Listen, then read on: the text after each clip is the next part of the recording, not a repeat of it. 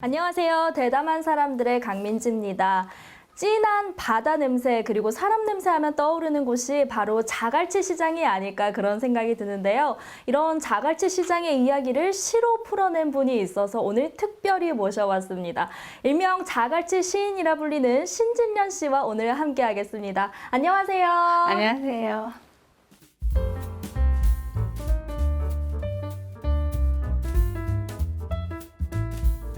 뭔가 자갈치 시장과 시인, 생소한 조합이라는 생각이 드는데요. 이 자갈치 시장과 어떤 인연이 있으신 건가요?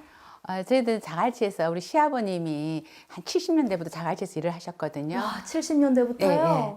그래서 이제 제가 98년도에 그때 아버님 일을 잠깐 도와준다고 제가 이제 한 해 자갈치로 왔었는데 거기에 인연이 돼서 못 떠나고 아직까지 자갈치에서 근무하고 있습니다. 아, 그러면 정확하게 어떤 일을 하고 계신 거예요? 저희들은 그 중도매인 역할을 하고 있는데요.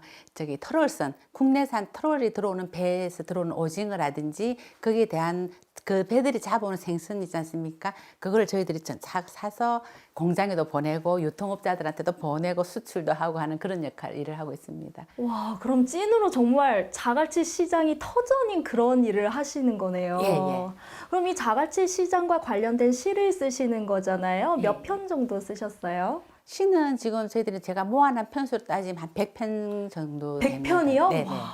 언제부터 쓰신 거예요? 제가 그러니까 이제 우리 아버님이 저랑 같이 이제 제가 98년도부터 이제 건부를 했었는데 저희들 자갈치 이렇게 다니다 보면 비린내가 항상 몸에 따라다니거든요. 비린내, 비늘 이런 게. 그래서 퇴근하는 길에도 지하철을 타도 제 옆에 사람들이 안 앉아요. 이 비린내가 이게 몸에 배겨 있어가지고. 그 정도로요? 예, 예. 네. 그래서 제가 이제 어느 날 하루 이제 너무 이렇게 내려가지고 이렇게 이제 걸어서 집에 가게 됐었는데 그때 이제 너무 힘드니까 이 일을 그만둘 수는 없고 이게 어떻게 하다 보니 집안이 가업처럼 돼가 있는데 제가 그만둘 수는 없고 이제 일은 계속 해야 되겠고 제 아시는 분이 이제 시를 한번 써봐라. 네가 학교 다닐 때 글을 좀 나무 연애 편지를 좀 써주지 않았느냐. 그러니까 시를 한번 써보는 게 어떻겠노. 그러니까 글을 통해서 내 마음속에 아픈 거나 힘든 걸 뱉어내는 방법이 가장 좋은 방법이다. 그렇게 말씀을 하시더라고요.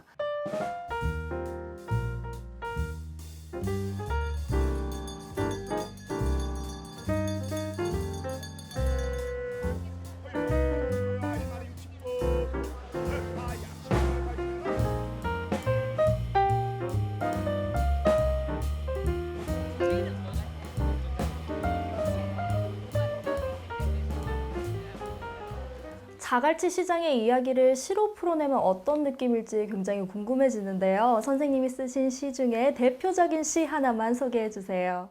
그냥 뭐 주변인들한테서 가장 좋았던 시들은 문어라든지 욕갈치를 다 좋아하시더라고요. 욕갈치가 왜 욕이 들어가나요? 저희들 아침에 이제 저희들이 한 6시 되면 출근을 하거든요. 그 출근하면서 보면은 아줌마들이 자판을 막 펼치잖아요. 그러면 이제 갈치 같은 걸 굉장히 예쁘게 이렇게 모아 놓으세요. 이렇게. 그죠. 갈치는 상처나면 안 되니까 길쭉하게 이렇게 끌어놓거든요. 그러면 낮에 좀 되면은 이제 그게 복잡해지잖아, 자갈치가. 그럼 누군가가 지나가다 그 갈치를 밟아버려요. 그러면 이제 할머니가 화가 나시니까 자갈치 하면 성질 급하거든요. 냈다 옆부터 나오거든요. 그러면 이제 어떤 분들은 미안해서 사과하시는 분들도 있고 또 어떤 분들은 또 내가 뭐 잘못했노? 이거 야가 쥐가 여기까지 나오면 안 되는데 이래가지고 또 그게 또 이렇게 언쟁으로 벌어지는 경우도 있고요. 그래서 제가 봤을 때 저 깔치는 욕갈치구나. 욕갈치. 노점상 할머니가 갚아돈 갈치를 좌판에 펼쳐 놓았다. 지나가던 남자가 삐져나온 깔치 꼬리를 밟았는지 할머니 입에서 욕설이 쏟아졌다. 까만 봉지에 손질한 갈치와 잘못 디딘 발자국을 구겨 넣은 남자가 잘라낸 꼬리 지느러미를 툭 발로 차고 간다. 꼬리를 바닥에 늘어뜨린 채 눈먼 걸음을 기다리는 욕갈치들. 쉽지 않은 유혹인 듯 남자가 자꾸 뒤돌아본다. 은갈치 꼬리가 유난히 길었다. 유난히 길었다. 문어라는 시가 있다고 하셨는데 그게 어떤 시일까요? 문어는 맛있다 이런 내용인가요?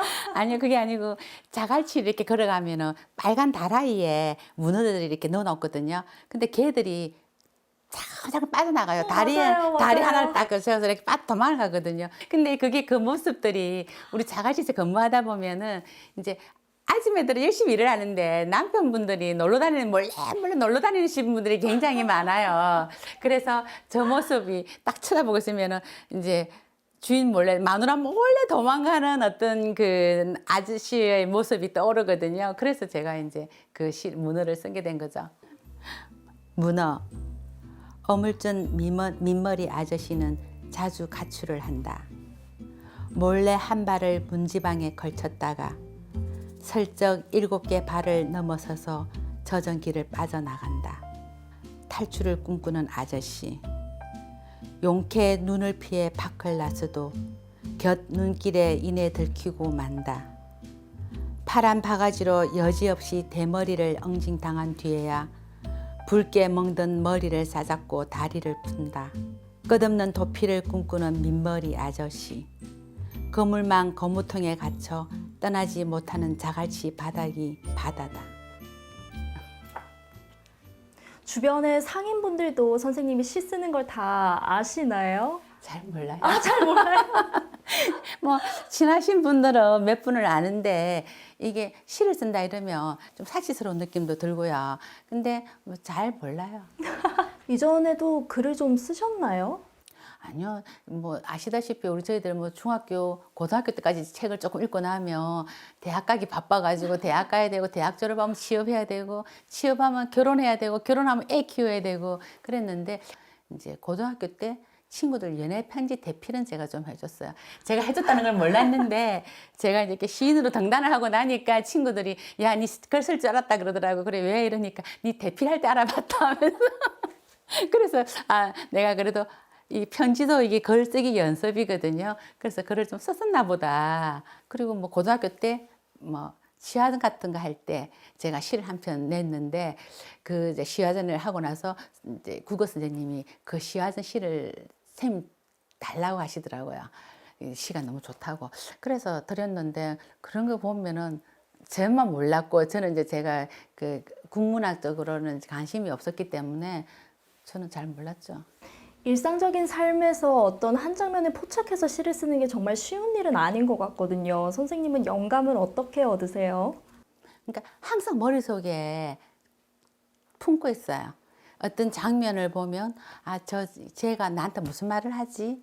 그리고 이게 내 살았던 삶에서 어떤 연관이 있지? 그걸 항상 이제 생각을 해요. 제가 지폐 물고기하고 그다음에 꼬리 운다라는 시가 있어요. 지폐 물고기. 왜 지폐 물고기일까요? 연결이 잘 안 돼요. 자갈치에서 보면 이게 다른 은행에서 볼 수 없는 장면이 있거든요. 수협 은행에 가면 이제 그 아줌마들이 앞치마에서 돈을 이제 이렇게 꺼내잖아요. 10,000원짜리 이런 거를. 그렇죠. 그 돈이 비린내가 묻어 있고 물기가 축축해요.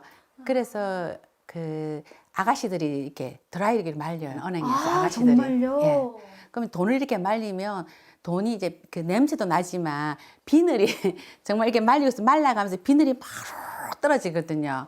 그리고 이렇게 흔들면서 말리면서 비늘이 떨어지니까 그거를 보고 있으면서 저것도 지폐도 물고기가 될 수가 있구나. 말이 지폐 물고기지 여기 자기가 벗어나려고 하는 돈 벌려고 벗어나려고 많이 하잖아요. 사실은 그런 노력들은 애환이 그냥 그대로 녹였다고 생각하시면 돼요. 지폐 물고기. 자갈치 수협 아가씨가 드라이기로 돈을 말린다. 비린내를 품고 먼 길 돌아와 온풍에 몸 녹이는 물고기 한 마리. 젖은 몸 말라갈수록 옛 주인들 발자국 드러난다. 돌바닥 물길을 헤엄쳤는지 가시 많은 모래밭을 걸었는지 마감에 끓겨 쫓겨 끓긴 멍울들. 문신처럼 새겨진 전화번호는 누가 남긴 지문일까? 덜 마른 몸을 일으켜 새 주인을 기다리는 지폐 물고기. 다발에 묶여 길 떠날 채비를 한다.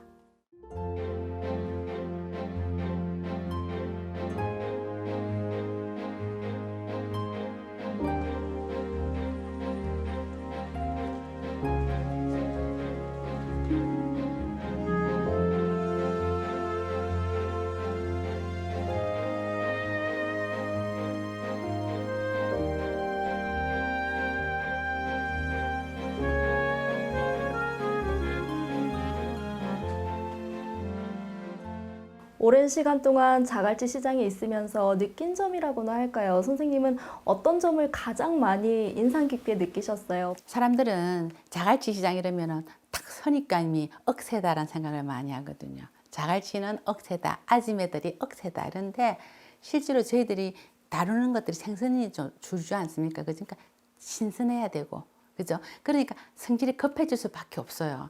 아지매들이 정말로 목소리만 컸지 실제로 보면 뭐 덤으로 얹어준다든지 맛있겠다 이러면 줄까 이러면 그냥 줘요 그냥. 그래서 그런 데 보면 굉장히 따뜻한 사람들이거든요. 그래서 그런 어떤 이게 저렇게 어려워도 힘들지 않으세요? 이런 물어보면 나 이거 갖고 그래도 우리 애들 큰 소리 치고 대학까지 다 시켰다 이러시거든. 그런 데서 보면 굉장히 감동이죠. 이게 거친 삶이 아니다 이런 생각을 참 많이 해요. 선생님은 이 시를 쓰시면서 언제 가장 기분이 좋으셨어요? 제가 이제 시를 한 편 한 편 이렇게 제 마음속에 엉어리졌던 어떤 것들이 시를 한 편 쓰가 발표하고 나가면서 그 엉어리가 떨어져 나가는 느낌이 들어요. 항상 보면 일단 행복해요. 제가 뭐라고 얘기를 해도 저는 글 쓰는 그 순간이 너무 재미가 있었거든요. 제가 뭐 어떤 유명한 시인이 되겠다 이런 게 아니고 그냥 글 쓰는 게 재밌어요. 어떤 하나하나 표현하는 게. 선생님 앞으로는 어떤 시 쓰고 싶으세요? 계획 있으세요? 저는 이제 제가 시를 써보니까 사실 제가 이제 자란 곳도 여기 요 앞이고 태어난 곳도 여기거든요. 그러니까 제가 다른 사람들처럼 농촌을 본 게 별로 없어요.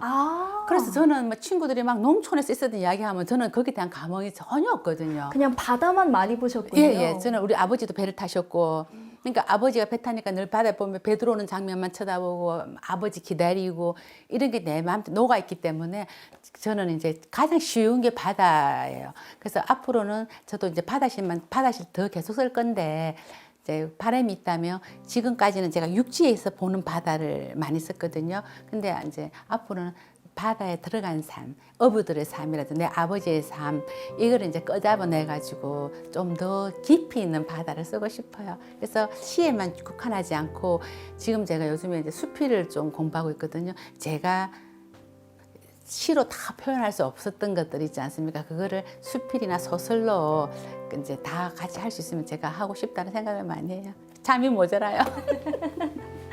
오늘 선생님 얘기 들으면서 시, 문학, 예술이라는 것 자체가 우리 생활과 그렇게 멀리 떨어져 있는 게 아니다라는 생각이 들었어요. 그리고 우리 생활과 밀착돼 있어서 선생님의 시가 더 특별하게 다가오지 않았나 그런 생각도 들었습니다. 이제 수필처럼 영역을 더 넓혀 나가실 것 같은데 앞으로도 시 많이 응원하겠습니다. 예쁜 시 많이 써주세요. 감사합니다. 감사합니다.